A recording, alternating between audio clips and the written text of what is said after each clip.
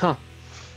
Pabst Blue Ribbon hired a former Duval chief as new CEO. Interesting.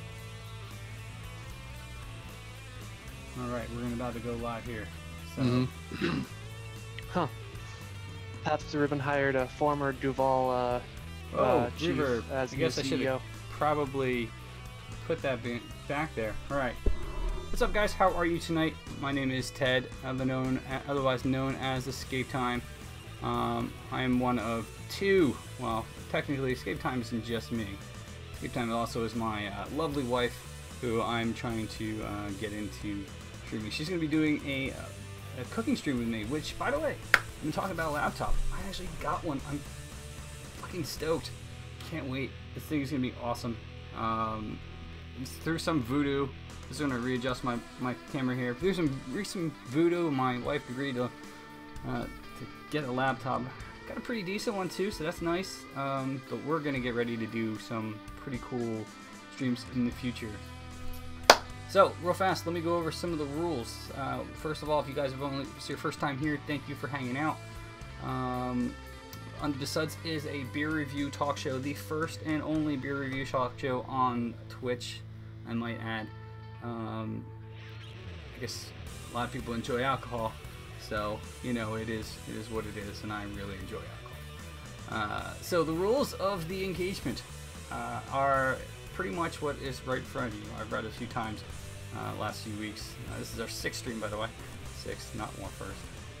Apparently I can't count. No repeat beers to reviews. No mega brewery beers.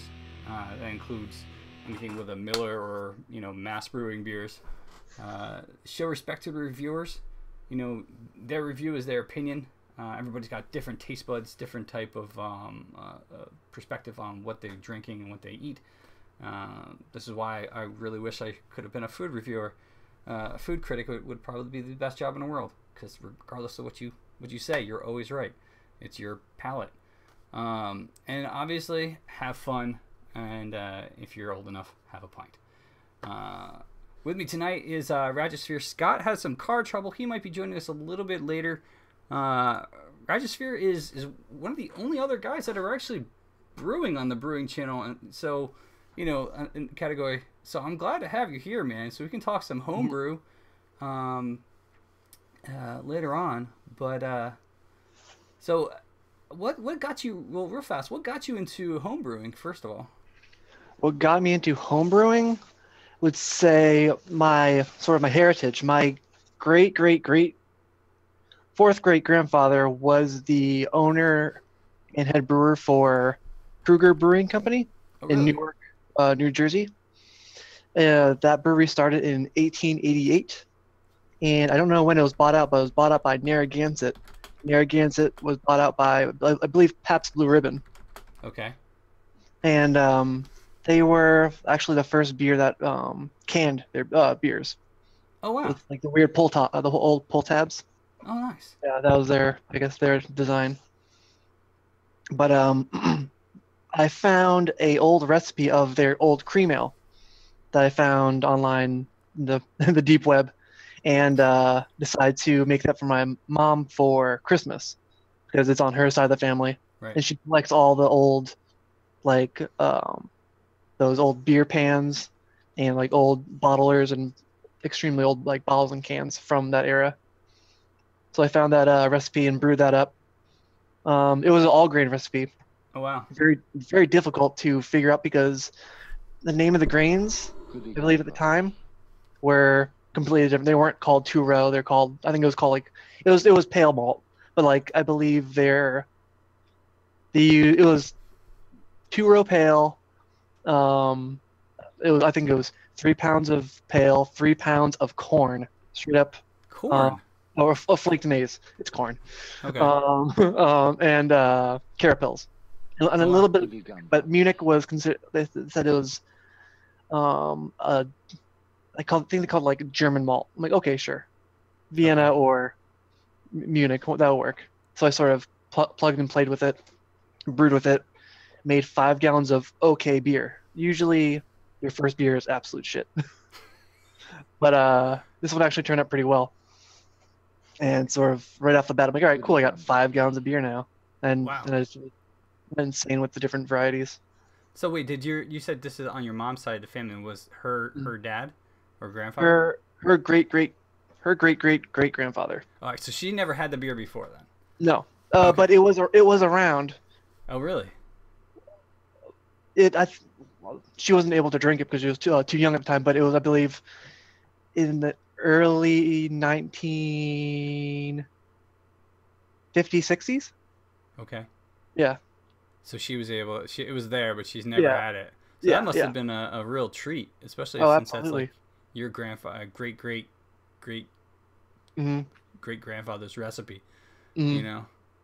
And they that family in Newark, New Jersey, has the biggest mausoleum in the graveyard Really? because they're like the big show in town at the time because Okay. they had the big brick brewery, big smokestacks, kind of like the Sam Adams brewery. Inconceivable! That kind of big setup. It was like Oh that, wow. but in little New Jersey. Oh wow, that's pretty cool. You Yeah. know, that's one of the things we talked about this a little while ago. You know how the history of craft brewing in the U.S. kind of reflects what the history of the older breweries that existed before everything was bought up. You know, Hmm. I actually have a friend who I would love to get on here. This guy Russ, he runs craftcans.com. Hmm. Unfortunately, he was saying that he follows basically a lot of the artwork that was on cans, and he actually wrote a book. He's working on a second one. I'll have to see it. And then I'll see if I can find a copy, and then maybe I'll just talk to him and say, "Hey, send me a copy." Maybe I can give it away on stream. That's probably Hey, not a bad idea. Hmm. write that down. I know. I gotta write that down. I gotta remember this type of thing. Where's my pen and paper? I need to write this Yeah, shit right. down. Yeah. So I mean, I think it would be kind of cool. So have you ever seen the artwork? Because I'm wondering if he actually has seen that artwork from the cans that were. Yeah, absolutely. I'll link it to you right now. Oh, cool. Very cool. And guys, thank you for the hosts. A bunch of hosts, Mythmatic, Z9s, and I'm just gonna call it Z9s. Orange Stark. Thank you guys for the hosts and the follows. Do appreciate it. And you should be set up as a regular. So Oh, right. hopefully Let me throw that in chat then. you should be. Let me just double check this is the right link. I don't know. Just Ankbot. do a Google image link and you can see all different logos. Yeah. No, he Denied. bastard. He's a fickle bitch. That's what these bots are. So I'm gonna have to. I gotta. TJ, thank you for hosting. Appreciate it. Damn. You know what? Here's what I'm gonna do. Oust that purge. Yes, seriously. I'm just gonna fix this up real fast here. But yeah, I'd love to see if he actually has seen some of this this artwork. He originally was from actually up by you, I think in Vermont, but he moved up to Maine, if I'm not mistaken. All right, so that should be hopefully fixed. Once you're unpurged, you should be good. But can't see if I can. I'll get to him later. I can't for some reason in Ankbot copy and paste and do anything with it, so that kind of sucks. All right. Normally right around now we do. There you go. You were a moderator. Congratulations. There I am. You're here Yay. You're here all the time. So, for all the streams I've been on, so I've done so far. So, it's well deserved. Plus, you're the only other person who's doing brewing. Yep. So, Well, there are, I believe, actually, recently I've seen 4 new ones. really, Yep. Well, there's the Homebrew Nation. right? Well, they're Yeah. doing. I talked to those guys, and I think right now that's being put on hold. And sadly, those guys are fantastic. Oh man, they are great. But Brew Nation, who else? There's then there I forget, these 2 guys are like they started brewing like 2 days ago. Oh. But one guy does fermented foods as well as brewing. I saw that. Yeah, It's like Crowd he did Kitchen or something. he does cider. He did sauerkraut the other day. Oh, Yeah, and I think he was planning doing kimchi at some point. oh, kimchi. Yeah. We tried doing that once, and Oh, no. it did not come out well. Carbonated vegetables. But and then another guy who's sort of a little younger, Okay. sort of he tried doing the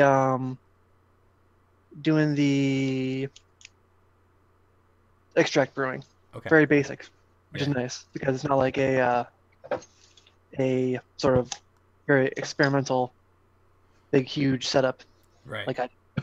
Yeah. You and Brew Nation have a fantastic setup. My brother Scott and I, we've done a few brews. Most of them, unfortunately, have been extract. We haven't Sure. mastered the whole thing, but it's a start. I mean, You can make um, a great extract beer. yeah, no, we've done some pretty good stuff. I just we want to do whole, all grain, but Mm. that's our next step. So, um, It's as soon as you get sort of past that first time you do it, it's gonna mm, you're gonna stumble through the entire thing.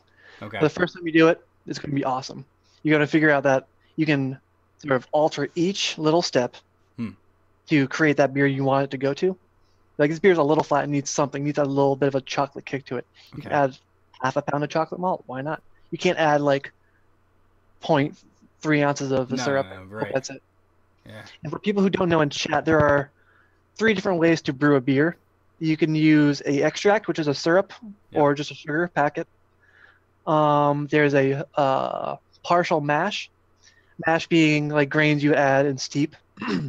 You would get most of the sugars from the extract, and then you add a few pounds of a specialty malt that would add color and flavor, which is like a darker malt to make your porters that get that chocolate, that coffee, that burnt flavor. right, And then there's the full blown all grain, whereas you're just using 15 to 30 pounds of grains to make a beer, and you steep that for an hour and make an oatmeal.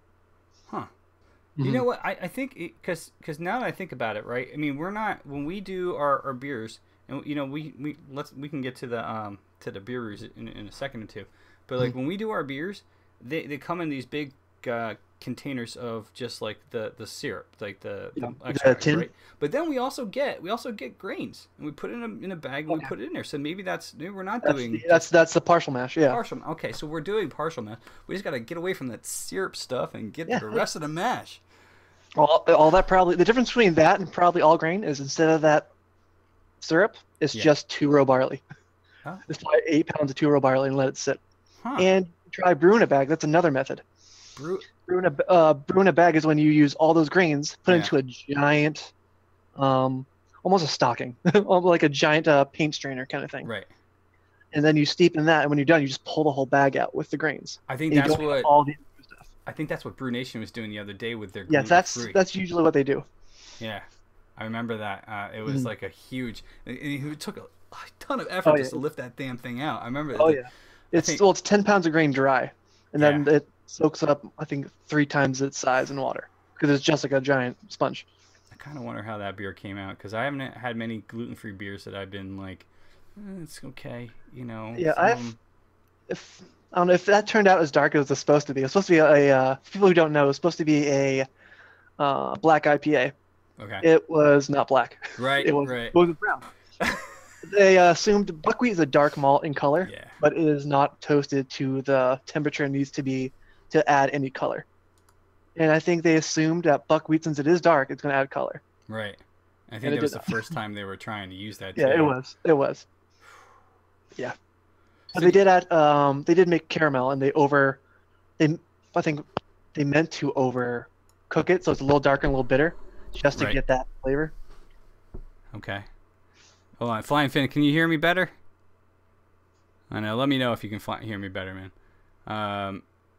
So wait, do you want to do this the beer reviews? I always let guests go first. So do you want to? Sure, I can do one. All right, let me grab it. I have, and bam, there you go. Boom.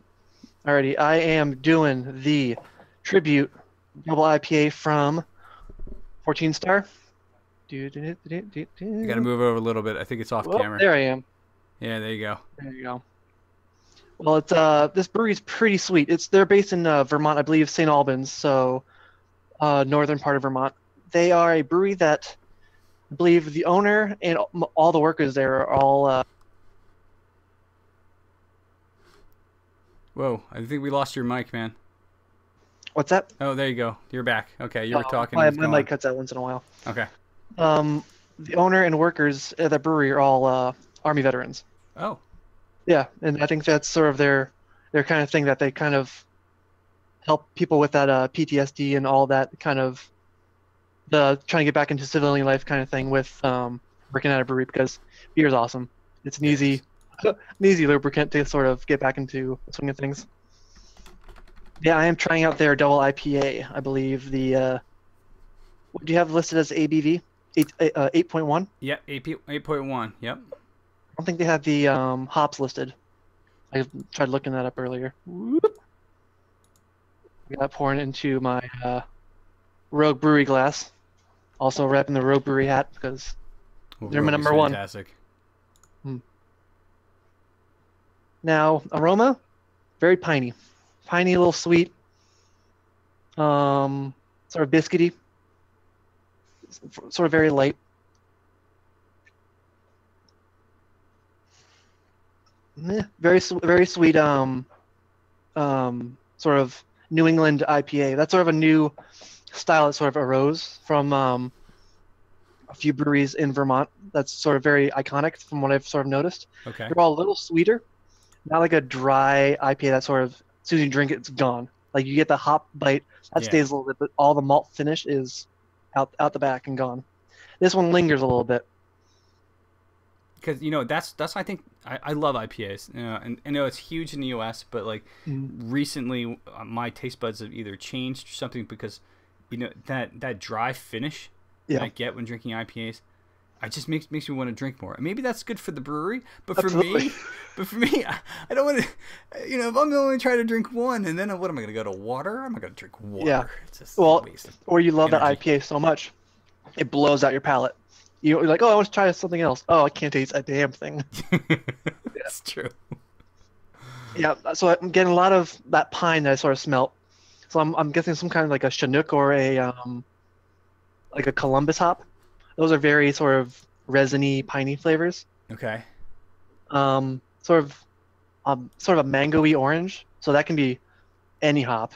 Like the majority of flavor hops are kind of run the gamut with that flavor. But it's pretty good go-to for me. It is cloudy, so I imagine it is either bottled conditioned. I don't sort of get any whole lot of yeast flavor. Yeah, your brother apparently says he can smell it from here. Oh, I smell he's it. probably I think he's had it before. Has he? Yeah. But this is your first time having this? Yes. Oh, I've had it once before at a bar, but I never had it Okay. in the can, which is I kind of see like canned beers are very much the same flavor as draft beers because Gotcha. you don't have the light permeability or the oxidation you get for bottles. So I think they're very close to draft, maybe a little less carbonation Do you think less carbonation in in a cans. can? Because for people who don't know in chat, I used to work at a brewery. I was the head brewer for Northshire Brewery for about 2 years. But when you bottle beer and can it, you have a tube going into the bottle. Say, here we go. Tube going into the bottle, all the way down to the, sort of the bottom of the bottle, spraying the carbonated beer in the bottom. It comes foaming up. As it comes up, it is sort of turbulent, kicking all that air around or that CO2 that's within suspension of the beer. Whoops, cheers.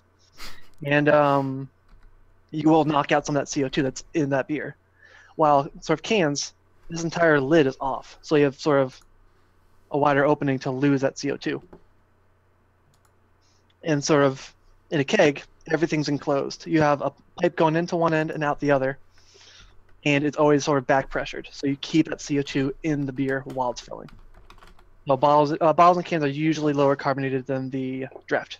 But then again, when you pour the draft into the glass, you're losing carbonation that way as well. But they're also force carbonating when they're putting into the draft, right? I mean, the kegs don't necessarily have Um, the carbonation most of the time, right? Sometimes, like, well, it's a lot safer to pre, to force pressure into it, or opposed to naturally carbonating, Okay. because Sankey kegs, the kegs that you use in your typical bar, doesn't have a safety release valve as well. It does, but it's not nearly as safe as a your homebrew corny keg, Corny Cake is a whole different system. I don't know if anyone's aware of that. But I'm when you actually fill it, looking into that myself. I want to, because right now everything we're doing is bottles, and I have all these bottles I've been collecting over years from like cool bottles, and I'm like, yeah, no, I just need to get rid of that and just yeah, I start don't need kegging. 75 Gulch bottles anymore. Swing top green bottles. Yeah. But yeah, I don't know what I was getting with that. But yeah, usually, with carbonation. Um, when I worked at the brewery with like something like a Hefeweizen, where you want that yeast in there, that beer will usually be overcarbonated most of the time Okay. because you have that yeast still in the beer that's going to be fermenting trace amounts of sugars as it's carbonated. Huh. Yeah, I don't know where I was going with that at all. So there you go. So there's some beer information. Nothing wrong with that. I mean, that's why we're here. To Oh give yeah. good beer information. And so that beer is with 8.10%. Yeah. So that's about I average don't feel for it. It doesn't feel hot. Like some alcohol, you taste like isopropyl alcohol in the back of your throat if right. it ferments too high. Like, well, okay. um, when beer ferments, there are sort of different flavors that occur at different temperatures. Mm-hmm. Higher the temperature, say, it can yeast can survive to 140 degrees. That's when sort of bacteria dies off as well as yeast. If you ferment a beer, say, ideal range for fermenting a beer is between 60 and 70 for an ale. If you go over to 80 or something, those yeast is going to be firing off so fast and be farting out CO2. It's going to make a flavor that's so strong, it's going to taste like you're drinking that isopropyl alcohol. Oh, wow. If you're making it too low, it's going to create a lot of sulfur, sort of that egg smell, sort of that. If it cleans up well, that's sort of that sharp, clean flavor you get in a lager. It's like lagers you think you taste right through it, there's nothing to it. There's actually a little bit of a sulfur thing to it that sort of clears out your whole palate. Sulfur? Really? Yep. It's lager yeast pump out a lot of sulfur. And then when you crash the fermenter, they're fermenting down in degree, the yeast itself will go into hibernation mode where it'll start eating all that sulfur and all the byproduct. And then it'll sort of grab it all, drop out of solution, and then you have that very, very small amount of sulfur, which you won't really pick out. But then you have a lager like Rolling Rock, where it's very much creamed corn beer. Okay. Very corny. It's in a green bottle. It's very corny. Yeah. But that beer is very sweet too, so it'll sort of overpower that sulfur flavor. Huh. I don't. That's probably the one style of beer that I can not drink a lot of tonight, like at all. I think it's because in college we used to drink lagers because that's probably the only thing that was really available to us.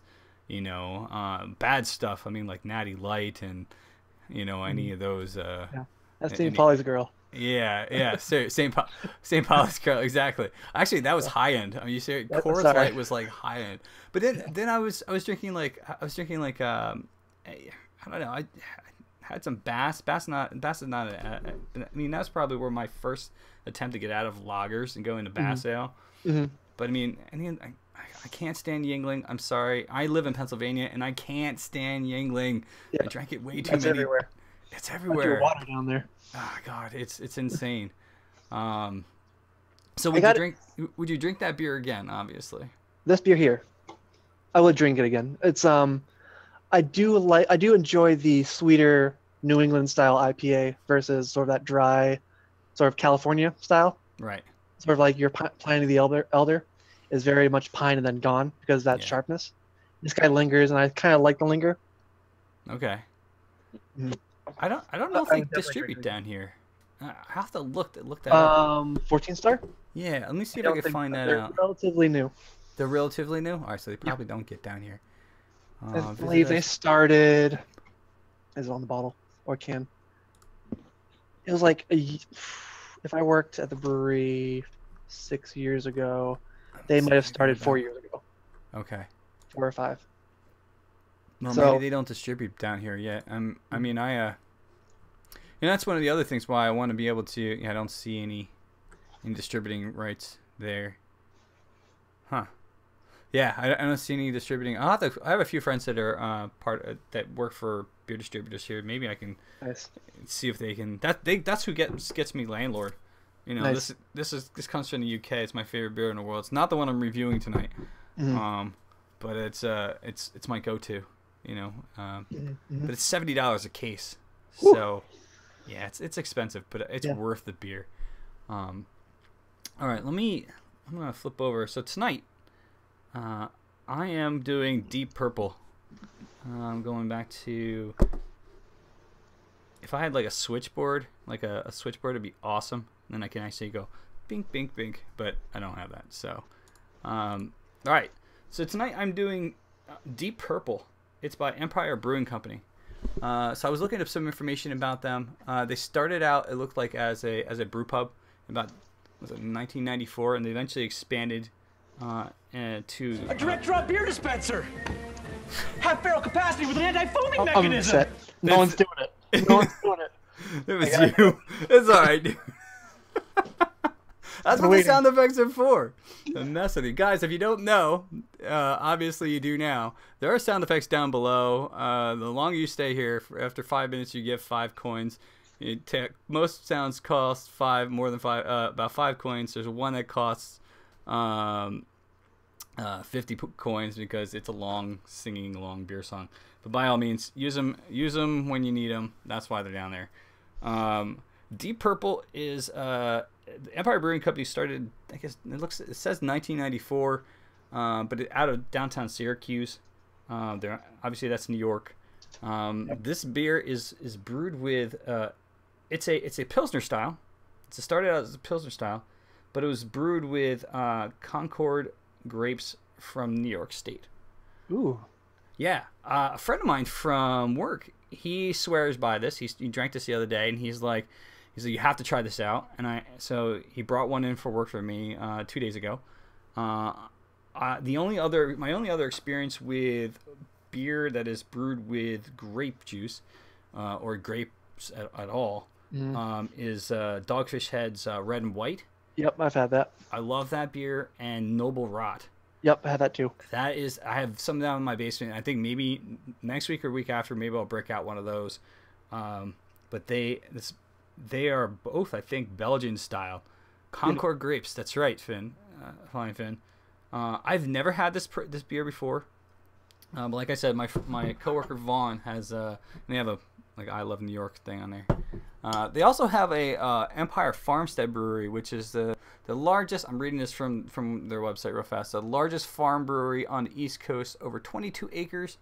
Holy shit. Developed by educational and beer production purposes. For educational beer production purposes. So that might actually be something kind of cool to go visit eventually. All right. So I just popped that open. Not a lot of. Oh, that's definitely grapes. It kind of smells like. I hate to say it. Like, have you ever done wine before? I have done cider. I have not done wine. We do a wine, 2 wines every year, and the smell I'm getting from this kind of reminds me of that is like purple. Okay, that's definitely Concord grapes. Yeah, look at that color. I've made beer with like blueberries, and you get that color. Really? Yep. You keep the rinds on. Oh shit! I can't fill up the glass. I gotta save some for Anne. She said she wanted some, so I got this little sifter. This is my friend from Steve, who's been on here before. He got this for me from Kona Brewing Company, so I'm gonna pour a little off for her. I gotta make sure the wife gets happy, so she'll be. You've seen me do it. The wife's share. Wife share. There you go. One of the most my most proudest moments is turning my wife into a beer snob, which is awesome. I'm just gonna cap off the rest of my beer. I won't tell. Oh man, don't tell. Well, this is essentially a grape pilsner. That's what it basically is. It's a pilsner brewed with Concord grapes, and the color is totally coming through. But the wife tax, yes, specific. Yeah, that's exactly what it is, TJ. So this kind of smells like at the end when I'm done siphoning off my beer and bottling my wine, the red wine we do, which is a Pinot Noir, the yeast cake on the bottom of it. Yep. That's what it smells like to me. Mm-hmm. kind of fizzy, and it just really tastes like grape juice. Mm-hmm. I mean, I guess the pilsners are very light in flavor in the first place. So if you stick Concord grapes in there, you're gonna get a juicy grape beer, and that's kind of what it is. This isn't too bad. Yeah. I'll be honest. If I was gonna go, and this is 7%, 7.5%, but if I was gonna drink something that tastes like juice, I probably would go with like a lambic or maybe even a. It looks like a lambic. Like the head retention on that thing is pretty thin. Yeah. It says fizzy, so I'm wondering if they use like a wine or a champagne kind of yeast. You know, I don't think they. Let me see if I can find that their info on it. Maybe they tell. I don't think they'll probably say probably won't. what it is. Unfortunately, you know. But one of the cool things is that I've done a lot of writing on beer before. So what I think might be cool is I can contact some of these guys and maybe get them. That doesn't say anything about. But okay, so fruity, tart, dry, with a dark purple color. I don't think, and a huge grape aroma. Oh, yep. And now the wine tax has come. There it is. Hello, hand. There you go. Wine tax has been taken. What do you think of the beer? Beer tax, I guess. The beer tax? Well, isn't this beer? Yes, it is. Why is it a wine tax? I don't get Oh well, it's beer tax, but it tastes like wine. What do you it. think? What is this? This is the deep purple. It reminds me of purple soda. It reminds Anne of purple soda. So I don't know. I was kind of hoping for. There's something. It reminds me of something very specific. The smell of it reminds me of the yeast cake from the Pinot Noir. She's sniffing. Like I said, one of my greatest achievements is turning my wife into a beer snob. You can't go wrong with that. Can't. Yeah, it kind of reminds me of grape soda. It's grape soda, she says. Well, a grape drink. I'm not gonna not drink it, and it's at 7.5% too. Really? Yeah, no, it doesn't taste like you were saying before. That's true that you don't really get that alcoholic taste from the beer you were drinking, but this could be deadly. Like you could have several of these, and then next thing you know, be on your ass. Yeah, because it doesn't taste like it at all. No, it doesn't taste like it at all. Is it a little sweet? It is. It is sweet. You wouldn't want to drink more than that. Good thing I gave her the wee bit. Yeah. Don't tell her I topped it off. Yeah. No, mine. Oh, that's fine. She didn't care. No, all right. I don't want any more than this. In fact, I don't think I want this. You don't even want that? Pour it in. Fill it up. All right, she's gonna drink it. So I gotta say, it pretty much smells like and tastes like what Ann said. No, I'm talking to people. Oh, she thinks I'm talking to myself. Hi, wife. Everybody says hello. Hi. There she goes. All right, and mysterious hand. It's like Lurch, not Lurch. What is that thing from? Big thing or something like that. So, I don't know if you heard that. She said she just got out of the shower, so she's not getting in front of the camera. No, sorry, guys. No way. All right. I don't want to get banned from Twitch. Get out of here. No yeah, that's right. I have clothes on. All right. She's leaving. So I kind of agree with my wife. This is very much like grape soda. I don't know if I would drink more than one of these things. It is sweeter. There is a slight tartness to it, but I mean, I'm gonna drink it because it's A, in my glass, and B, I love beer. But I kind of was hoping for something more along the lines of, or at least kind of expecting something more along the lines of what they did with Red and White and Noble Rot. But you know, it's a different style. Like I said, it was started out as a Pilsner, and you know that both those I think were supposed to be toted as Belgian beers. Yep. So, you know, the yeast is definitely different, and even the fermenting temperature, if it started as a Pilsner, is different than what. Yeah. The cat's like playing with the door. I figured just comparing if that's like the sweeter one, and I think I remember the Noble Rot and that other one, the red and white. Red and White. They're both relatively dry beers. Yeah, this is very quaint. Like this would be good on sorry, I'm just letting the cat out of the room. That's fine. This would be good on a very hot summer day, I think. Yep. Like, I don't normally my beer like Just opened an ale myself. Ginger ale. Ah, Finn. I normally my beer, like, what I want to drink changes on a seasonal basis. Yeah, so this is, again, something that would be great in the summer, but for right now where I want darker, more maltier beer, Yeah. like, it's a little not, heavier. Yeah, something a little heavier to warm the soul. But I was getting with the drier beers. What I find interesting about this beer, why it's sweet, is because the fructose in the fruit, the grapes, is like one of the most easily fermented sugars for yeast. Okay. So I don't know why it doesn't completely dry out. Like when you make a cider or a wine, it becomes, you can get a sweet wine, but it's usually a little bit on that drier side, that tartar side. Okay. So I'm always just a little. It's interesting. They must have used a different kind of yeast. They didn't ferment it fully. Then ale yeast would kick that grape's butt. Yeah. And if it's a little fizzy, it might be something like a wine or a champagne yeast. Yeah, I mean, it definitely has like there's some effervescence in it, Yeah. a lot of effervescence. Like effervescence, like a lambic kind of bubble. Yeah, definitely. Yeah. Like it just like sits on your tongue and just like a champagne, almost. So you're probably right. How you drink champagne, it like you get the smaller bubbles. Yeah, it sizzles on your tongue like a little bit. Yeah. Not sizzles because it sounds like you're burning your tongue, but you know what I mean. It just kind of sits there and pop, pop, pop, pop, pop. That's exactly what we're getting here on this. Yeah. I don't know. Like I said, I don't think I would drink more than one of these if this is the only option I had. I might drink. I would definitely drink it, but probably wouldn't drink more than one. Yeah. It's a little. Especially if those beers start to get a little warmer, then you can sort of taste the subtle nuances of that beer, of that sweetness, and then it can be a little. Yeah. Off. But it's so drinkable because it doesn't taste like, it tastes like juice that I don't think it's going to last. That's the problem. It's like, yeah. So I want to put it down and let it sit there for a second here. Mm-hmm. So you said you've done a lot of ciders, right? Yep. So I have 5 gallons behind this camera for fermenting. That was my last stream was a cider and the mango habanero beer. Oh right, you did them both. Day. Yeah. Yep. So how long? Because I just started a cider just recently. Mm-hmm. It was right before Thanksgiving, so that was the 23rd.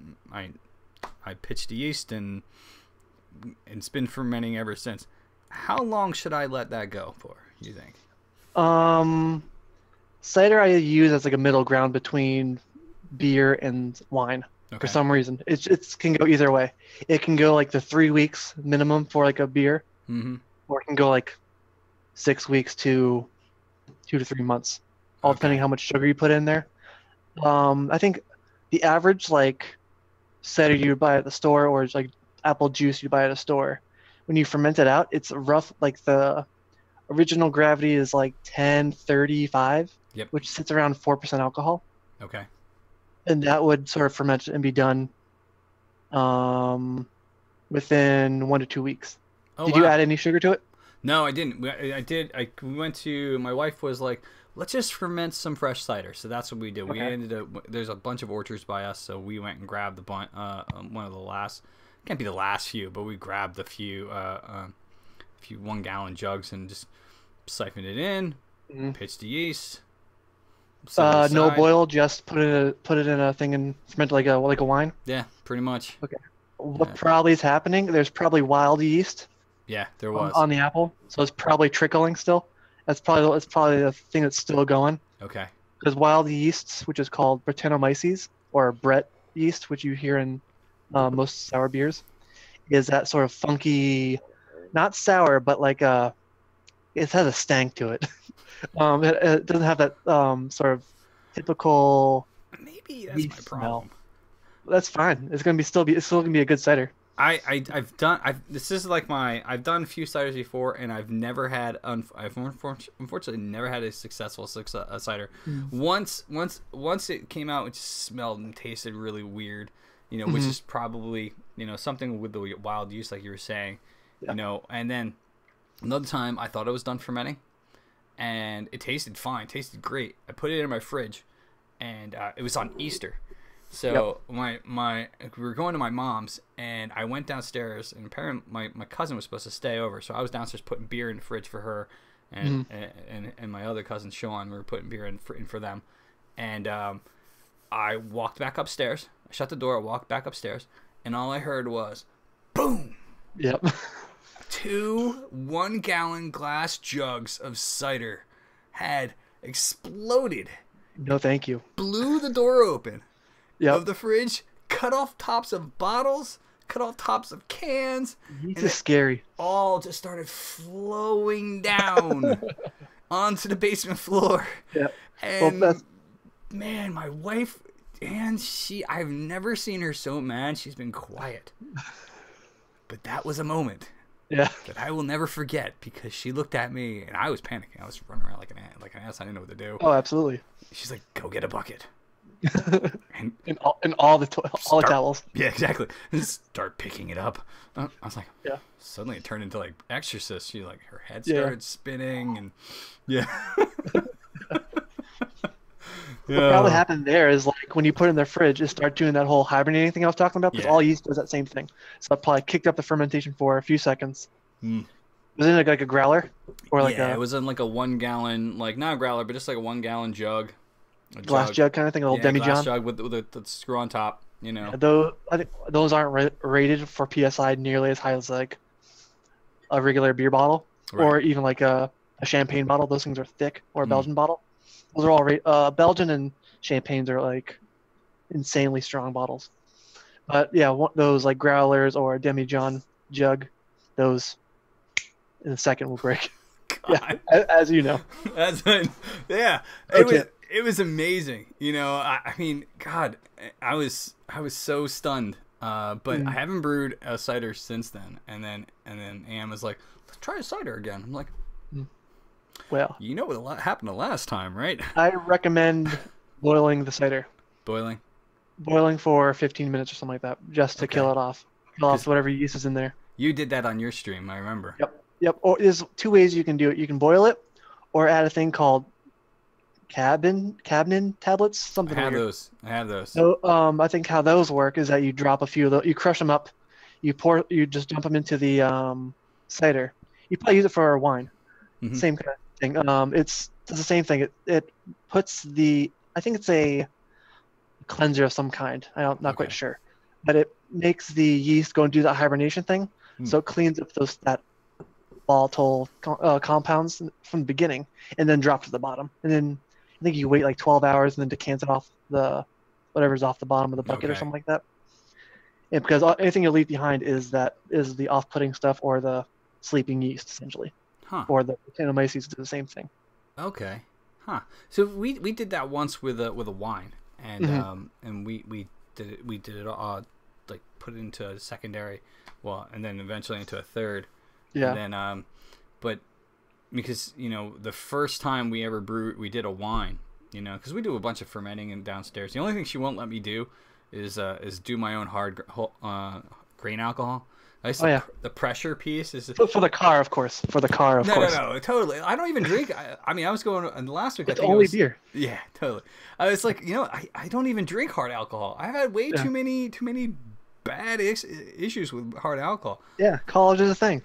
Oh my God, I quit drinking like 4 times in my life because of hard alcohol. Yeah, each year in college. No, the one time I quit for 2 years. That was the longest I was dry after I started drinking. And it was man, that was a hell of a ride. But she won't let me brew it. Do the grain alcohol downstairs. Even though she'd be the one drinking it.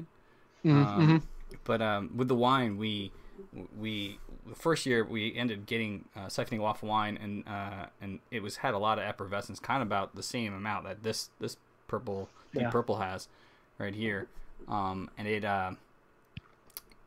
we ended up getting a wine whisk the second year. Just beat it all up, beat it all up. It still doesn't get all the effervescent out of the wine, and then we just kind of this is our sixth time we're doing wine, But you know, one time we did this, but this year I said screw it. I don't even give a rat's ass. If it's effervescent, it's effervescent. Yeah. You know? So, but yeah, I that kind of makes sense because we're not killing off the wild yeast at all. And the wild yeast is a lot more. I don't know.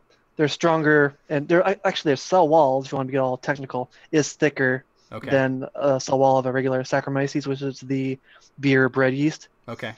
So they're better. They can stand up to like pH of 3, which is insane. Yeah, that's like a lambic pH. Okay. I think the regular pH for a beer, a finished beer, is around 4.5. Oh, wow. All right. Yeah.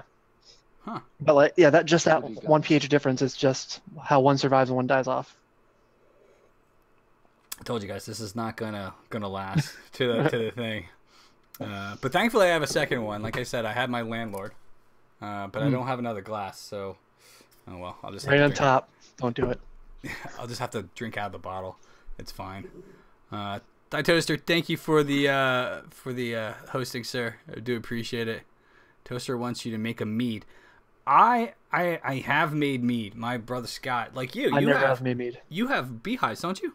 I have beehives. I have not made mead. Oh, we take some of his like a gallon of his honey every year and make mead. He does it at his Scott. Scott's actually late. He's supposed to come be here a little later, but guys, anybody who's been seeing the Monica, I don't have a sound for you. I'm sorry. Let's get drunk. All right, there you go. Scott has the beehives, so we always take that and actually use it to make mead once a year. Nice. But now that I have this really fancy laptop that's coming, I can actually go and do some pretty cool stuff. So I'm kind of excited to start brewing. So, but nothing like you. You have a fancy setup there, man. I bring my computer outside. I carry, like what you said last stream. You don't want to carry your big old computer outside. No, I do that. I like my entire thing outside. But your setup is nice, though. I mean, you're out there. Although every single time you're out there, you look like you're freezing. It's real cold. Yeah. I think it's been in the 30s each time I brewed. But every other time that week, it was like fine. I'm like, what the? Come on. And then the day you're gonna brew, it's like 20 degrees. Yeah. You have a lot of chickens and ducks out there too. Every single time you stream, you're walking out turn on the hose to put it through the wort chiller, and man, you hear him going crazy. You hear him going crazy. Monica, yes, I gotta get you a sound here. Although I don't want to still Sap's thing. He's got your doom sound. Monica is a mod everywhere. She originally was my mod on Soda 42, and now she's just consumed shout out all Soda people. 42. Yeah, she's now moderation everything. So, do you have a favorite beer that you like to brew? Is it something, because you beers I've seen you brew, I've seen 2 or 3 of your streams. Do you brew the same beers all the time, or do you just like experimenting? I have a solid 4 or 5 beers I brew all the time. Okay. My favorite one and favorite style I like to brew, which is like one of the hardest ones and most time consuming, is the lambic. Okay. I've brewed a black cherry, French oak, and cocoa nib lambic, which sits at 14% alcohol. Okay. But I don't brew it like the traditional way of brewing a lambic, where you ferment it, or you brew it normally, then put it into a fermenter for years, and then you put bacteria in it and stank it up, let it get sour on it, like by the culture you add. Oh. That takes years. While you can do another method called sour mashing, is when you mash all the grains, which is when you add we'll say 12 pounds of, or 6 pounds of, I'll just tell you my recipe, I don't care. 6 pounds of two-row, 6 pounds of Pilsner. Okay. And you get hot water, add the hot water, bring the whole mash to 155 for about an hour. At that time, all the enzymes in the grains will convert the starch in the grains to sugar. And at that point, you would usually decant that off into a boil kettle, boil it, and then make a regular beer. But what I do is I put a wort chiller into the mash tun, drop the temperatures to the mash tun from 155 to 100, Oh. where it's safe for bacteria to live. I add another 2 pounds of two-row malt unmilled, where the wild yeast is on the edge, on the husk of that grain I add. So I essentially inoculate the wort, souring the wort in that mash. And then I run hot water through that same chiller, and that's hooked up to my thermostat that keeps the mash at 100 degrees for 3 days. Oh, wow. So it can sour there. It smells horrible, by the way, when you do it. It smells the worst. You get that weird sauerkraut vegetal smell. Oh, man. Yeah, it's pretty bad. But when you do that, you save months in fermentation because you already Really? sour the beer at that point. Okay. Beer is now sour. When you boil it, all that bad shit you just added to it, and some of the vegetal flavor is going to evaporate out. All right. That is a chemical called diacetyl. That is actually the flavor in buttered popcorn in the bag from the microwave. You've talked about this on your stream before. Yeah, it's called diacetyl. You're right. And there's a guy who got actually hospitalized for eating so much popcorn. He got a thing called popcorn lung, which is when you have the chemical diacetyl build up in your lung. Ew. And actually, people who vape with the e-cigarettes, if they smoke too much, they will get popcorn lung. It's not diacetyl, but it's an oil that sits in your lung. That sounds horrible. Yeah. Yeah. But the guy got it from popcorn, which is the funny part. Yeah, he got it from Orville Bread and Butter. I think he sued them for it. He won because, of course, there's nothing on the package saying don't eat too much of this. Yeah. Now there is. America. Yes. Hooray! Yeah, but when you boil the sour wort at that point, Okay. the diacetyl will evaporate out. The lactic acid bacteria, lactic bacteria, like whether the bacteria has now died from boiling, and then it's a clean beer at that point. Okay. Just sour. And the pH is a little lower, but the yeast will be able to ferment it still, like a regular beer. Nice. And then you then you do your regular fermentation. Secondary, add oak cubes, and then you're good. Oh, oak cubes. Because you want to get that oak cube flavor that lambics have. Lambics are usually aged in an oak barrel. Okay. So you get that sort of leathery, tobacco-y kind of backbone that you can't really find. But if you ever smell oak cubes when you homebrew, like that smells like leather. It smells like an old man's house. I actually have, because I don't know if I have it in retail. I do have it. Probably have like oak staves or something from wine or something. That's what we use in our it's right in this bag. It's not something weird, guys. This is an oak stave. A fat sack of oak. Popcorn balls for Christmas. I'm not giving out popcorn balls for Christmas. Yeah, it's probably not a good idea after that. Maybe if you just fresh popcorn, I think. Yeah. You know what Ratchet was talking about was the fake butter stuff, right? Yep.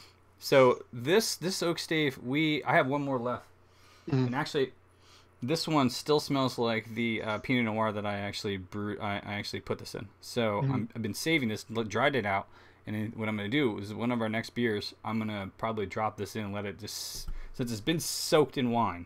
Yeah. You know, I'll let it do its business in the thing, but yeah, I mean, it just does have, you smell more. It's a lot more wine now, yeah. But you can definitely smell the leathery, like you're saying, yeah, on it. Or that tannic flavor. Yeah, that's more specific terms. Science, tannins. So how did you come up with this recipe? Is this something you found that you the way of doing? Because you said there's two ways of doing it, and you know, for lambics to go, they do it the longer way most of the time in Belgium, right? But I got it from Brewer magazine.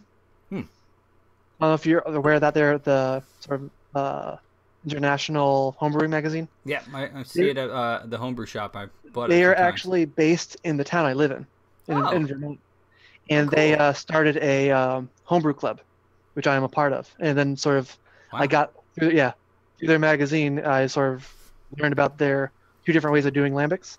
Hmm. And I like cherry lambics.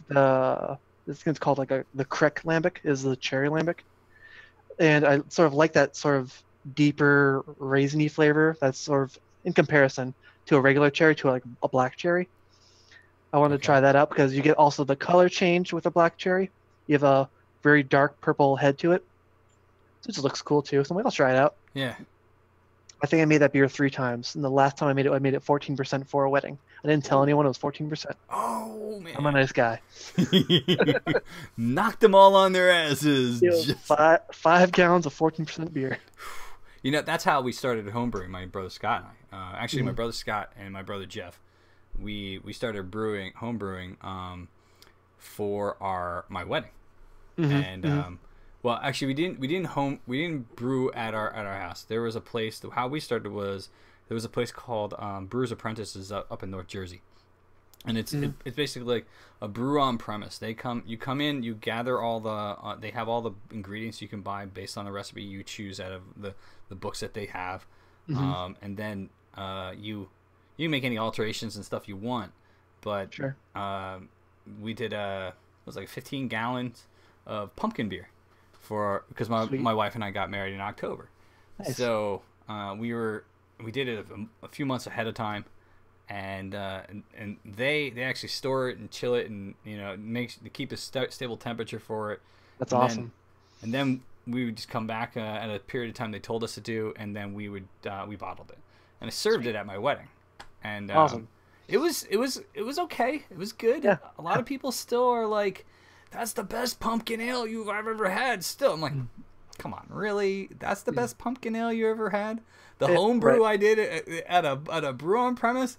Mhm. Now you're just being kind. You're just sucking up to me. So, but that actually sparked it for us. That's when we started doing the brewing from home. Both Scott and I bought equipment, and Jeff never bought equipment, but we had 2 sets, so who cares? Sure. But yeah, it was fun. One of our favorite recipes that we actually homebrew is a recipe I got from a brewery that a brewmaster used to work at, River Horse in Ewing, New Jersey. Okay.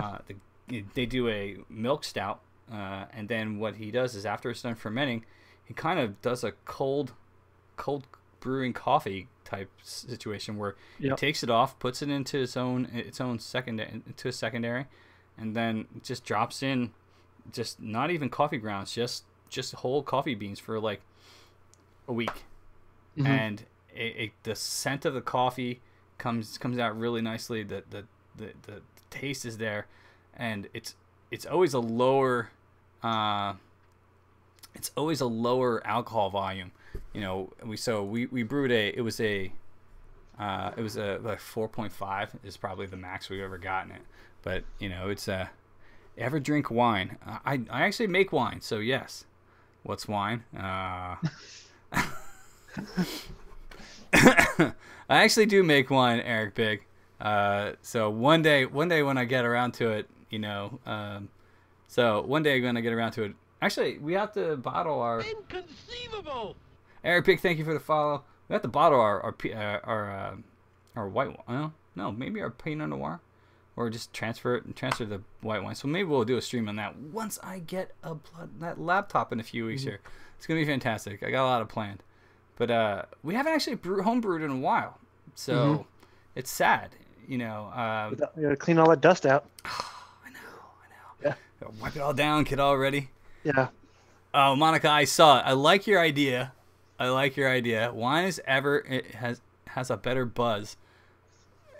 Nah. Yes. If it'll turn into a wino. Well, you know what? A lot of people different alcohols affect people differently, right? Like wine, I think I can drink all night, and I don't really feel much of it, even though it's higher in alcohol. Beer. I don't know what it is about beer, but depending on the gravity of the the ABV of the beer, one beer that's like 9%, sometimes that goes to my head faster than a glass of wine. So I don't know why that is, but maybe it's just me. No, that's me too. Like I can drink like a Hefeweizen all night. and sort of I won't feel a damn thing, and then I would drink like say any other kind of beer for that same period of time. No, screwed. The I want to beer- say it's the yeast, but I don't think that's the case. But then again, something like same thing as liquor for me. Sort of bourbon or any whiskey, I'm okay for really. a while. But tequila, nope. Tequila, I'm done. I just rinsed out my cup. I had a bottle of water because I want to drink that landlord. Beer inside a squirrel may beg to differ. Have you heard of that? The End of History. That's right, from Brewdog. Yes, we were talking about that last week. Yep. I was just so sorry, got distracted. Yes, that's why the squirrel commands there. So there was this news story saying that a bottle of that sold for $20,000. If I had the money, I would do it too. Those things are hilarious. But I just saw another article. You're from Ireland, the land of alcoholics. I'm actually Irish, so I agree. I am a quarter Irish. I saw an article that they were giving away bottles of End of History. And I'm like, so maybe they saw that a bottle of it sold for $20,000, and they're like, nah, that's not cool. People should have the ability to enjoy our beer. So then they just started giving it away. I just want the bottle. You Or just the want squirrel. Yeah. If you guys have never seen it, is that a picture to it? Did you? Yeah, I linked it. All right. So Ratchet linked it. If you've never seen this, it is a 55% alcohol beer. That is. It's I believe it's an ice bock. An ice bock. Yeah. That has a taxidermy squirrel around the bottle. So good. But they created this beer because they did was it Sink the Bismarck. well, before that was like Toxic Nuclear Penguin, right? Yeah. And then, or is it Toxic Nuclear Penguin? I think that's right. And then I think so. And then some German brewery decided to try out one of them. And then Sam Adams got in there too with that very phallic looking bottle. Oh, wait. I don't know which one you're talking about. I'll look it up. All right. They actually went and brewed another beer that was 40% called, and Ratchet mentioned before, Sink the Bismarck. Oh shit. Oh well. Got a foam over here. Good thing I got a napkin. You need a sound for that. I need a sound for that? I need foam over. Foam over! I gotta find a clip. If anybody can find a clip for foam over, I will put it up there and give you credit for it. So if you can look for a sound effect for foam over, All right, I posted the Sam Adams beer in chat. Okay. I'm gonna have to look it up. I'm just gonna pour off myself some Where's the ABV? ABV is 29%. That was when they're sort of racing for the most alcoholic beer. Okay. Yeah, they got beat by I think it stopped at that End of History. Probably the taxidermy squirrel is what kind of said. Pretty sure. Sorry. Yeah. We win. Yeah. Sorry, PETA. Yeah. Those guys do some amazing things. Have you seen their show, the Brew Dogs? Yeah. If you guys have never seen the show Brewdogs, I'm not sure. It was on Esquire in the U.S. But look up the show Brewdogs. They might have some clips. These guys, the two brewers from Brewdog in Scotland, who actually just started a brewery, another brewery over in the U.S. Sweet. And they were taking like you can invest in it too if you really wanted to become a shareholder. How many squirrels do I need to give them? I know, seriously. Well, I think it was down south where, so they probably shoot the squirrels for them and bring it to here, put around the beer. But they... Homegrown. No, yeah, seriously. They have they did some amazing wild beers and crazy different situations. Like, one time they harvested the fog of San Francisco. Gross. Right. And then use that as their water in their wort. Huh. And that itself is a lot of work. It was. The system they set up with a big net that actually had but the show is fantastic. I see. It condenses on the net and then drops down and gets funneled into it. Yeah. Wow. Holy crap. That's a hell of a lot of work just to get just to get why. How does that look rather fun? Squirrel fur built in a beer cozy. Yes, basically. They have yes. That's what the end of history is. It's a beer cozy. That's a The squirrel. bottle's not as phallic as I thought it was. It's not. Oh. No, I don't know what. Well, depending on what you're into, I guess. There you go. Yeah. Looks like a plug. Yep, we're not gonna go there. Yep, I'll leave it there. It can be like a TV plug. It can be like an outlet. Yeah, Easy. totally. Definitely not the other thing. No, we don't talk about the other thing. Yeah, won't go there. Downhill quick. Thank you, beer. Appreciate it. Yeah, but they started giving away End of History, which I was like, man, that is just not my. I wish it's a hell of a high alcohol beer, and B, I would love to taste it, but for 22 or a trip over to Scotland, which is kind of cheaper, I guess, if you think about it. Yeah. Yeah, I think that would have been cool to taste.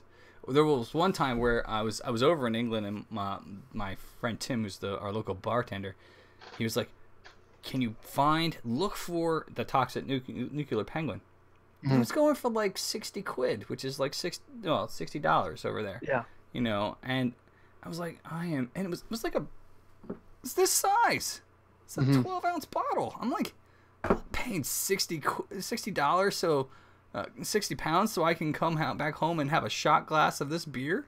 Yeah. You know, because I would share it with the guys there. So drink it right from the bottle. It will look like a French kiss kissing a squirrel.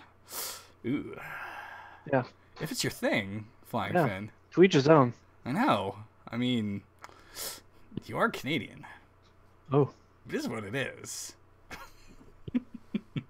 You're very polite.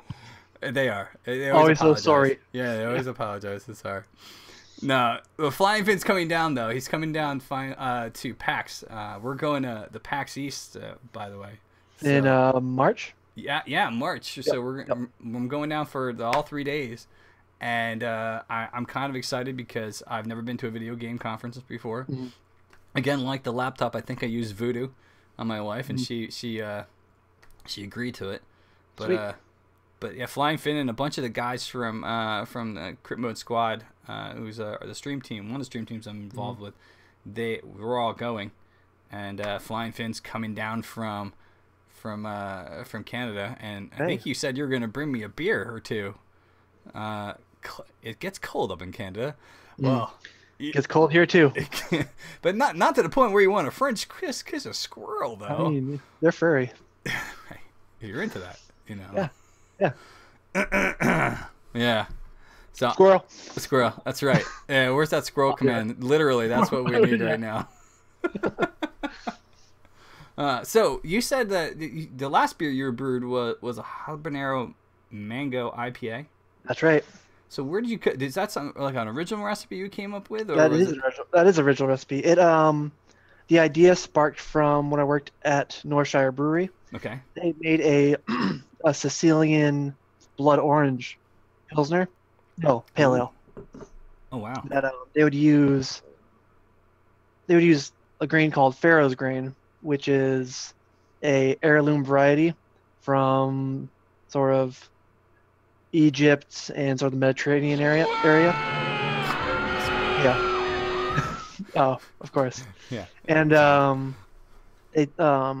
we had the original idea to take that grain itself, because it's usually not malted. We would take it and put it into our mash tun, which sits over our hot liquor tank which is heated, and malt it ourselves. This is going to a whole different story already. It's okay. But it ended up not working, so we ended up having a malting house actually malt it specifically for us. Right. And Chris, the owner, was talking to me about what fruit we should add to it. I originally said mango, because mango can sort of hide in a hop. The hop has that mangoey flavor, that mangoey citrus, and the rind of a mango is very piney. Certain varieties, yeah, definitely. Yeah. So I'm like, yeah, I can sort of sneak that in there, sort of bump up the alcohol. And he's like, all right, if you wanted to do something more of the area, which he thought was more closer to blood orange. So he went for a blood orange route. So I'm like, all right, cool. And then so I made just a regular mango IPA, and that turned out okay. It was a little sort of one note because it was very much mango. The flavor of the mango came off very sweet, so I needed some kind of contrast that was just as sort of extreme. Okay. So I went right to habanero opposed to um, like Jalapeno. jalapeno or anything like that. Where 5 gallons of beer, I only use 1 habanero.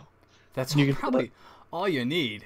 Yeah, I mean, you don't taste the heat on the first sip, Okay. but your mouth's on fire by the end of the glass. I love. It's a slow build. It's there's- really cool. Have you ever had the Rogue? Because you're wearing Rogue, the Sriracha Ale. Not the sriracha ale. I have not. I could not finish that. Like Mm. I had a first sip, and it's like you said, you don't taste it, and then it Yeah. slowly creeps up, and then as you drink it, And that's the next sriracha. sip, it just builds and builds and builds, and then the Rogue had another one too. They had Their chipotle ale. yes, That's my favorite. that was Because it's smoky, you can kind of hide it. that was good. That Yeah. that was a good beer, but that Sriracha I couldn't do. Yeah, I think that sriracha is mainly for cooking. It's my guess. That's the only thing I can think of. Oh, I can make that into like a marinade probably. If it'll be something good for like chicken or something. Ooh, that actually wouldn't be a bad idea. Yeah. You know, we're looking for a recipe for our first cooking show in a few weeks here. There you go. Maybe we're gonna Half that beer is sriracha. break it out. No, actually, that might not be a bad idea. I think what I'd like to. I had to check with the head chef, Of course. Anne, obviously, but maybe we can incorporate beers in the majority of our cooking. Mm-hmm. But wait, you said something that kind of interesting. You said adding the mango. Mm-hmm. Did you say it was made it more higher alcohol because of the sugars of the mango, or Yep. was it the juice, or was it like actual fresh mango? Well, both. What I do with the mango is I buy it sort of ripe, store ripe, and then I sort of keep it a little longer so it gets real soft. So it's Gotcha. sort of real mushy. And so it's just easier for me to sort of peel and just cut and cube and whatever, because mango's a pain to like cut and cube itself because it's such a weird shape. Yeah. I just take like latex gloves and just squeeze it, and then just seed pops out like a soap, and then the rest goes into the pot. Do you keep the skin on, or you just kind of I take the skin out. skin out? Okay. And then and it's sort of a little chunky at that point. Then I add the habanero and just take a pureeing rod and just puree it in the pot Oh. and just put it to a low simmer just to make sure I get any possible bacteria or anything in there out of there. But that was your last stream, right? Yep, that was my last stream 2 weeks ago. So Monica, can you do a so command for Rochester real fast, guys? If you want to check out what the process he did for this beer, and like I said, I love watching Rochester do his brewing. He is, he's plus his chickens and his ducks. That's gotta right. go for that. I didn't mean to get a cot cam. Just get a camera with a long lead, just pointing at the birds out back while I'm streaming. Yeah, that'd be good. Have a little thing here. 'Cause you see Yeah, I have a people- mash cam on one side and the cot cam on the other. You see, did you say cock cam? Yeah, I have rooster. There we go. Perfect. Yeah. Right along with that beer that looks like a plug. There you Anyway. No, like go. Thanks for the plug for my Twitch. there you go. Full circle. Boom, boom. The tangent has been completed. Yep. But if you guys want to go watch what he did with this beer, go check out his highlights. Did you highlight it at all? I did not. I did should not. have. I think it I still have should be out there. recorded, so I can upload it probably. Yeah. So I mean, definitely got to look for that. Mm. I think that, like I said, I love watching Rochester brew. He is one of the few guys that actually brew, and I haven't even brewed yet, and I just kind of talk about beer, but eventually that's gonna happen. So I just need to work on that all grain. That's gonna be the next. Hey, Kryptonic, how are you, sir? How's it going? Or Kryptonic, how are you? My big problem with streaming, which I've sort of come to realize and sort of working with, is the fact that I'm streaming. Usually I can just brew a beer and not have to worry about it. Right. Now I have someone to watch. I have to watch chat and sort of interact. And that's, if I ever get those VODs back up of my last few brews, I have had some major mess ups. My first brew was I think brewing on the cheap. No, that's my second one. Okay. Where I was sort of the least amount of money needed for ingredients and equipment. And I did a extract batch, and I somehow forgot it. I put the bag of syrup on the ground. It was open, of course. And I was talking to chat. Thing flopped over. I lost about 2 pounds of syrup, sticky syrup on the floor of a I garage. think I remember that. I think that was the first time maybe it was the first stream I watched of yours. That probably was. Yeah. You know, there's guys that play a game. A lot of the guys from Crypto Squad still play a game called Elite Dangerous. But there's several guys that, because their hands are not free, and sometimes I don't know, they actually have. It might be something to look into. Is for your stream is that they have something that actually speaks their chat to them. Oh, geez. Which would be kind of cool, right? Absolutely. You know, if you got like half the time I'm out of the garage getting quacked at by the ducks to turn on water. Right. And that's usually when someone tells me, "Oh shit, your hose is unplugged and now spraying the water." And I remember that. That was funny. That was good. Yeah. When I turn on the hose once for my counter flow chiller, the copper coil that sits in your boil kettle, the hose clamp popped off and just hose water sprayed my computer. Oh. And it's okay. We're good. I'm still here. Yeah. And just started sort of pouring right into the beer. Luckily, it's not like still fermenting, so it's not like it's bad bacteria or anything in there. It was still pretty hot, so it probably took care of itself, but okay. Real bad. I didn't think we saw it pour in the beer, but I guess from right, because it was connected and then it wasn't, right? Yes, sort of sneezed everywhere. Oh man, that was funny. Yeah. That was a good one. Because this is something I gotta get over, is figuring out how to deal with chat and remember my brew times. That software, I don't know what it is. Maybe Thigh Toaster or someone, when you guys know, what that software is. I can see if I can figure it out. But it literally speaks back what the chat is saying. You know, a few guys I know for the stream actually use it. One guy is, I know exactly who to go look and ask. Okay. So maybe I'll find, unless someone on chat knows what software it is, but that might be a good idea, because then you won't have to worry about, running back and forth, and you just turn the volume up loud enough. Posted it in chat. Okay, let's see. Did he post it in chat? Oh, it's MIRC? KYMOUSC? No. That's interesting. All right. Well, MIRC is a internet relay chat client. So if you, I know about MIRC. Look it up. I'll see how that works. I think I can do that too. Yeah. I think Texas posted a guide on how to set it up. Oh, cool. Even better. I'll have to get that. Krypton, thank you. I'm going to get that for Rajosphere. Because that would be fantastic. Because then you get hands-free. It would talk to you. And then now you can focus on the beer. You know? I could probably figure that out. You can link Twitch chat. Oh, I see. You can link Twitch chat to IRC. And then text to speech. Okay. I'll try it out. I will, because how many times I've screwed up already? I've had almost boilovers. Yeah, all the problems that you could have in brewing. Instead of running back and forth, that would be kind of trying to look at a very small screen, trying to pour something. Like, what are they saying? Yeah. That's definitely. Trexel and Dez both use it. Okay. Okay. Oh, all right. I'll have to get. Noted. I'll have to get the see if I can find that guide from Trexelcat. I'll send that to you. How to set that up. But yeah, because that would be cool. Because then you could focus on the beer, and then even if because that's the headset you use, the wireless one, right? Yeah. So then you could hear the sounds, and then do your thing. For sure. Which would be awesome. So, do you just noticing that TJ was here? Oh man, TJ. Yeah, it's I think I got to get back into it. My brother Scott said that he's like, there's a homebrew place. Actually, the Brewer's Apprentice is right next to him. So he said that they started up a class to teach how to do all grain.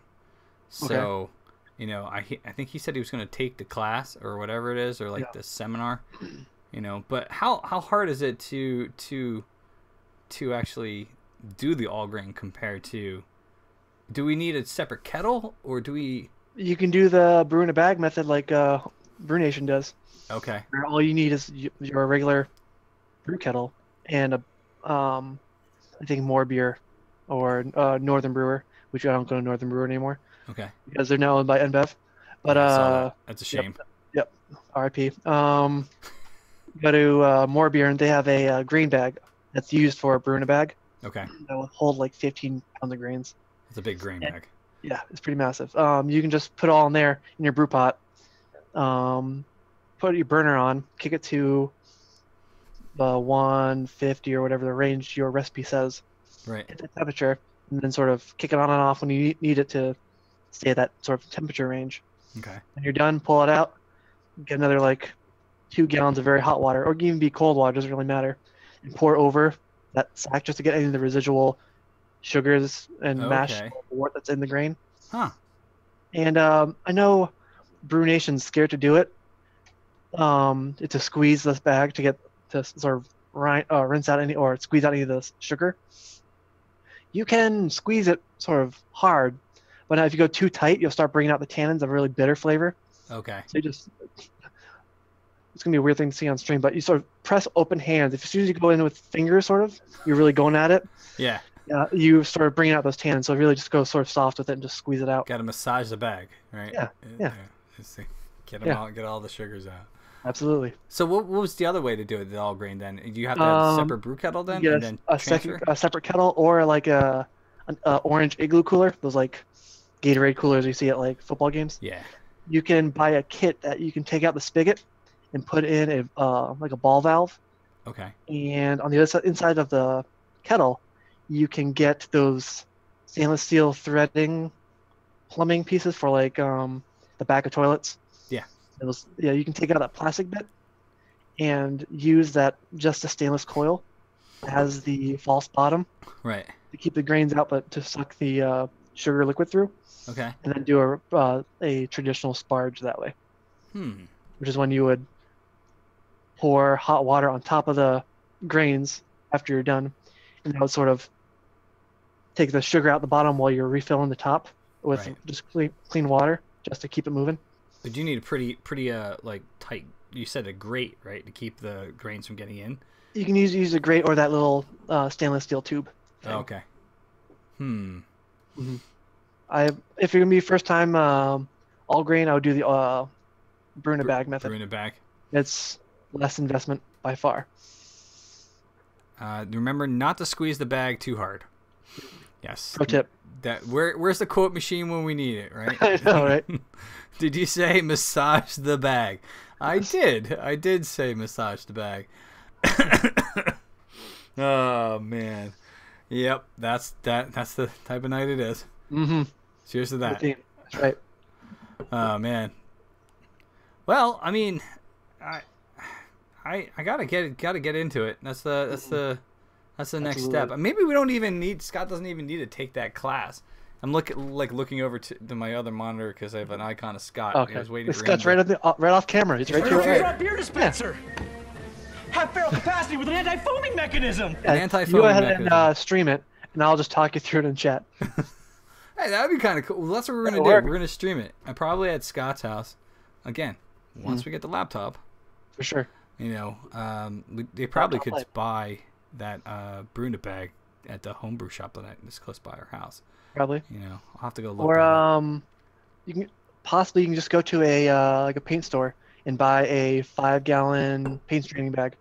Oh, It's coarse enough, and it'll probably hold up your grains pretty well. okay. Huh. I've used it before too. Oh wow. All right. Mhm. So It's a nylon bag, so it shouldn't be much of an issue. Okay. Wait, TJ, I found something you need. What is it, TJ? Link permission. Oh, you're not even. Oh, TJ. These guys. I haven't set up anything with permission. Oh, thank you, Monica. Yeah. All right. Let's see what this says here. Local beer store advent calendar. Oh, nice. I've seen these. These are great. Whoa! Yeah. That is genius. Yeah. Wow. TJ, you know exactly how I think, sir. Yeah, There they're you go. sweet. No, that actually would be kind of cool for a Oh, Kryptonic just sent me the link, so I'm gonna forward it to you on On Discord? Yeah, Discord. So Yep. you have that. I'll do it right now. There you go. So I don't forget. Boom. We had the previous job I was at before I was at this place. Power of Grayskull. Wow, I know. The previous job I was at, they had a beer club, a beer trade. So everybody would bring in. There were like 24 people within the beer trade, and they would Sweet. bring in. Each person would bring a case, and then we'd do a swap. Everybody would get a different beer, from what they brought in. Yeah. But That'd be awesome for that. Yeah. that'd be perfect. Mhm. I was thinking about starting one up at work, but my new job. But I had to. I've only been here 5 months, and I'm gonna be like, "Hey, everybody, alcohol!" Hooray! Yeah. You know. I mean, that's how you become everyone's favorite person. I I know. know he's new, but he brought beer. I know. Hey, here you go, beer. I work at a veterinary office, and I bring. I always bring samples for Samples. people to try out. Yeah. Like, Now- my focus group. of your beer you brew. Yeah. So speaking of that, you had mentioned a while back that you might be able to send some of this homebrew Oh yeah. I can do that. beautiful stuff to me. That's right. I want to be able to set up a beer trade. I think with everybody here, in the channel and whatnot. I think that would be kind of cool. Yeah. Even You're if cool, it's, like set up a Discord and just put a channel out and just use it as a forum. the biggest problem would be shipping, right? I mean, Yeah. how do you?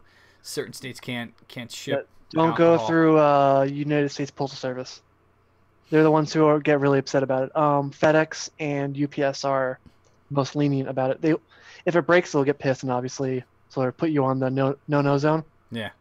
And then so if you sort of wrap it sort of correctly, Okay. you're usually fine. Well, that's what I ended up doing because I was in Colorado. My in-laws are there. I'm actually going out there for Christmas, for the holidays. And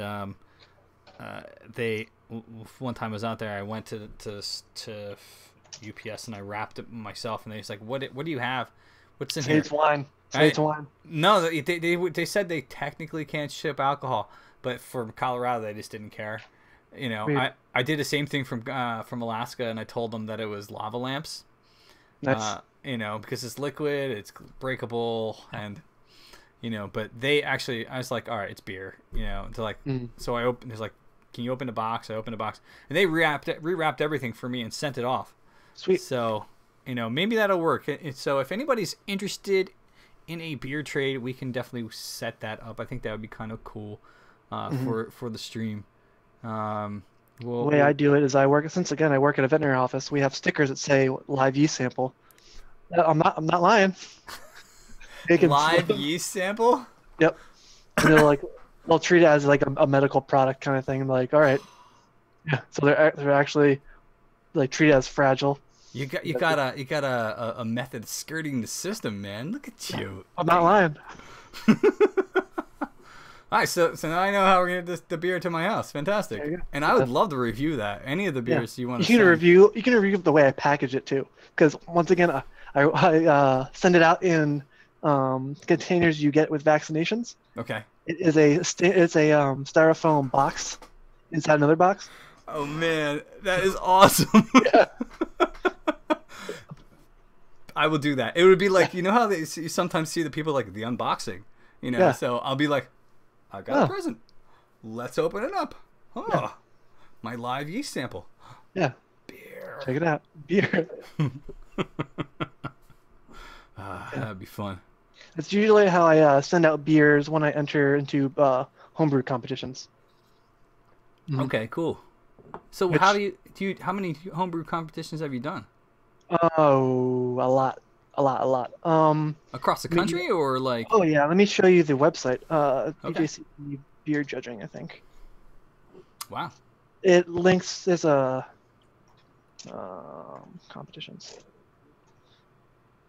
BJCP, I believe, stands for Brewing Judges Certification Program. The BJCP.org Okay. lists all sort of guidelines on each beer, sort of what each beer style would smell, taste, ingredients, color, what each one fits in each parameter. Hmm. And it kind of works like a dog show.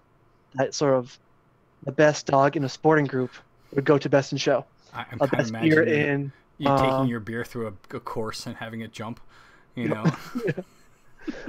Like I've gotten fourth best in show with a cream ale. Oh, really? Yeah, so I've gotten the blue ribbon for the group category. And then actually, yeah, group category, and they got blue ribbon in the American Hybrid Lager, which is where the cream ale fits into. Okay. And then that goes into the whole thing with all like 31 different beer groups. Huh. This is a website I go through when looking for homebrew competitions. These are listing all the competitions within the next year. Oh, wow. I don't think I'm up to par for that yet. Yeah, I mean, when you think you have a really good beer that you made, you want to try it out, see what style it fits in, or see how well it's ranked. If you're not trusting your palate and say, like, there's some flavor I can't figure out what it is, okay. I use this to sort of determine it, because they have people that are taking Cicerone courses, which is a sensory testing course for beer. Mm-hmm. They'll tell you what they taste, and like they'll taste X amount of diacetyl. That's not typical to this style. And then you can research diacetyl.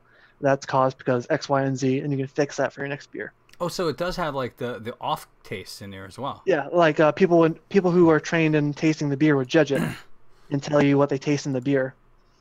Like, oh, it tastes like too much alcohol. It tastes like this happened, this happened, this happened. And then you can apply that to your next batch you're making. Wow.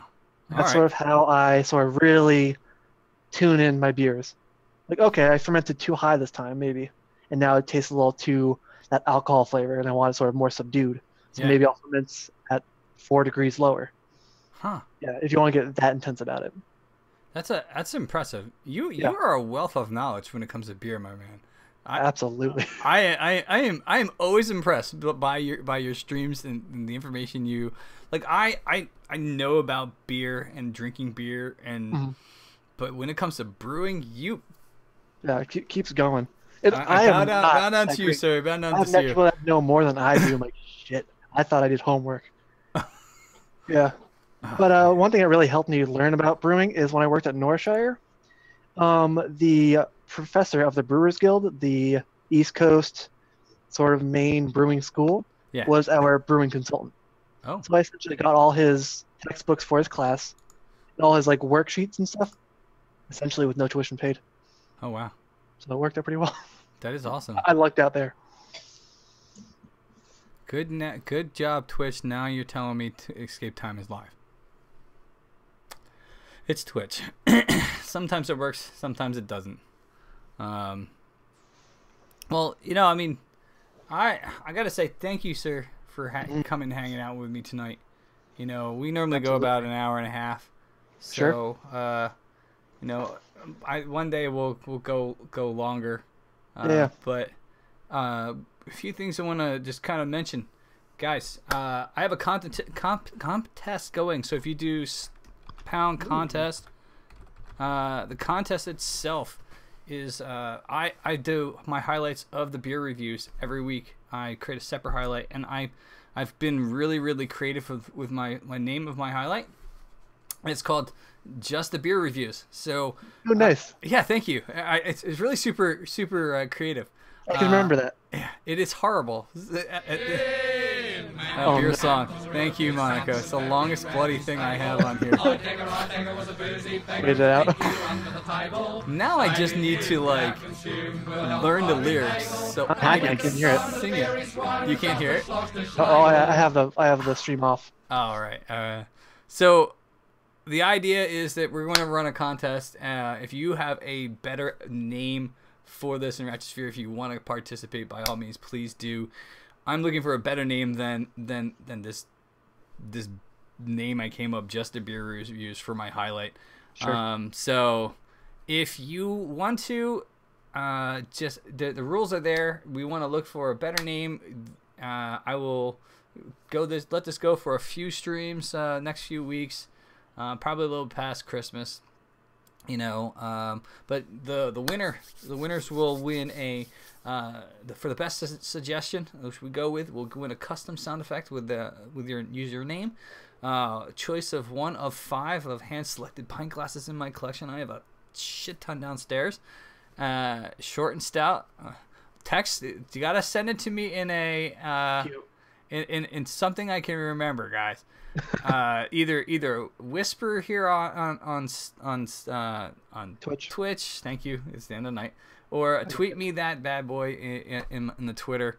You also will be immortalized as the genius that came up with a better name than I did. So if you guys are interested, please let me know what names you have. We're gonna run it for the next few weeks. And thank you, TJ. Or I don't have my Discord set up yet. That probably would have been a lot easier to do the contest and this type of sort of thing. So, yeah. But yeah, that's next time. Yeah. What? Next time. Next time. Yeah. I'm always improving every little thing here. Every little thing. Contests. Commands. No, Kryptonic. I don't have my commands.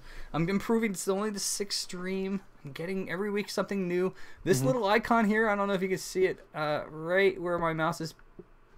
You can't see it. The drink good beer with good friends, that's new. So it's a little thing this week. But anyway. No, it's contest. Monica. Oh, well. Anyway, if you guys want to participate, please do. Let me know.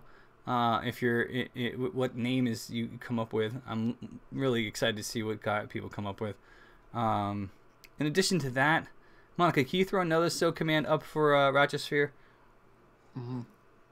Guys, please go check Ratchosphere out. He is brewing. How often do you brew? I brew every other week. Okay. But as of recently, it's getting real cold outside, and my computer is water cooled, so I don't think it's the safest idea to do that. No. So I might be doing more cooking streams. Oh, as well. Cool. So I might be doing that every other week in sort of substitution with the brewing. Oh, cool, man. I think this Friday I'm doing Linzer tart cookies as well as bratwurst sausages. Oh man. Yep. Take that. Drink beer. That sounds like a fucking plan to me. Yeah, right. God damn. Guys, make sure you go check them out and check out Ratchosphere. Like he said, every other week he's doing something. And make sure you give him a follow. Go hang out.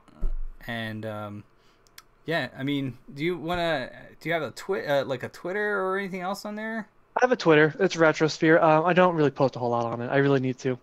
Okay. I have an Instagram though, which I sort of post sort of regularly. And that's sort of where I go with my my Twitch sort of announcements, and that is, it's D Gray Bars, DGRAB as in boy, ARZ as in zebra, or Z if you're from Canada.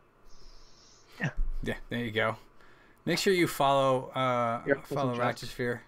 Like I said, you're a D Gray. Is that how you? Yeah, oh, there he is. There it is. Okay, D Gray Bars. Yeah. I think that's where we're gonna end it. Let's we're gonna look and see who we can actually drop a host to here. Dun dun dun dun dun dun. You know what? Let's go drop a host to another creative streamer here. She's a cook. Kittens are soft. You know, beer song. Did it work for you? I don't think so. Unless you can hear it, I can't hear it. I can't hear it either. Rip. Ah, bollocks. Next time. Contest command doesn't work. It works for me. I don't know. Maybe. Blame the onk. Wait, what's up? Blame the onk. Blame the onk. Yeah. I mean, this thing is still there, still working. All right, let me go. Let's go give Kit. Hey, there it goes. Oh, maybe I only have it set for. I'll look at that. I don't know why it's not working for you. We'll figure it out. And with that, I think we're gonna call it a night. So, thank you, sir, again for coming on. Hopefully, no problem. I hope you had fun. Oh, sure did. Yeah, you're more than welcome to come back whenever you want. You know. Absolutely, I will be. We're here every week, so. You know, again, if you want to do it next week, if you're not working, you know, come on down and hang out. Sour piss. All right, so thank you guys. Raid link, yes. So raid, let me do the raid. It's harder when you've been drinking beer, you know. So there it is. Kittens Are Soft. She is another cook that's on Creative. I think I rated her like 2-3 weeks ago. But go give her a follow. Go say hello. Only post that bad boy once. You know, don't go too crazy with it. Thank you. Yeah, I know guys are like bang, bang, bang, bang, bang, bang. Yeah. Flood the shit out of it. All right, so thank you guys for hanging out. Don't forget about the contest. If you are new to the channel, don't forget to follow. And we love your faces, as Vash505 says. So thanks again. Have a fantastic night, and we will talk to you guys soon. See you guys later. A little bit of music as I fail again. I need this more structured, I think. I don't know. It could be worse. Shit. All right. Thanks, guys. We're going to host Kittens Are Soft.